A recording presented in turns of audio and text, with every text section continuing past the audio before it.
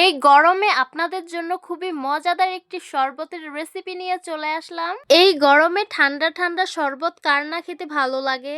আপনাদের জন্য খুবই সিম্পল ওয়েতে একটি রেসিপি নিয়ে চলে আসলাম। আসসালামু আলাইকুম বন্ধুরা, সবাইকে সিস্টার্স কিচেনে স্বাগতম। আবার একটি নতুন ভিডিও নিয়ে আপনাদের মাঝে চলে এসেছি।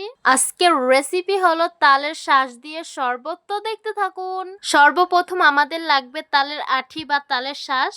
এখানে আমি কিছু তালের শাঁস সুন্দরভাবে বেছে নিয়েছি। দেখতেই পাচ্ছেন তালের শাঁসগুলো একদমই কচি। তারপর একটা মিক্সার ব্লেন্ডার নিয়ে নিব। তারপর তালের আঠিগুলো দিয়ে দিব।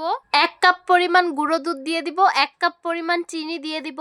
পরিমাণ মতো ঠান্ডা পানি দিয়ে দিব। তারপর এগুলোকে সুন্দরভাবে মিক্স করে নিতে হবে। তালের শাঁসটা বাজারে কিন্তু অ্যাভেলেবেল পাওয়া যাচ্ছে। যদি না খান তাহলে পস্তাবেন পরে।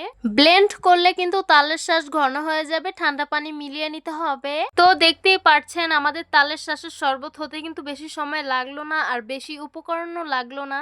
এই তো ঠান্ডা ঠান্ডা তালের শাঁসের শরবত পরিবেশন করে নিলাম। দেখতে খুবই লোভনীয় লাগছে, আর খেতে কিন্তু এটা খুবই সুস্বাদু। এই গরমে ঠান্ডা ঠান্ডা শরবত কার না খেতে ভালো লাগে। আপনাদের একদম সিম্পল ওয়েতে রেসিপি দেখালাম। তো আশা করছি বাসায় এটা অবশ্যই ট্রাই করবেন। তো আশা করছি আজকের ভিডিওটা আপনাদের কাছে অনেক অনেক বেশি ভালো লাগবে। ভালো লেগে থাকলে আমাদের ইউটিউব চ্যানেলটি সাবস্ক্রাইব করবেন, আর যারা আমার ফেসবুক পেজ থেকে দেখছেন পেজটিকে ফলো করবেন। সবাই ভালো থাকবেন, সুস্থ থাকবেন, আর সিস্টার্স কিচেনের সাথেই থাকবেন। আবারও কথা হবে কোনো নতুন ভিডিওতে। তাহলে আজকে এই পর্যন্তই। আল্লাহ হাফিজ।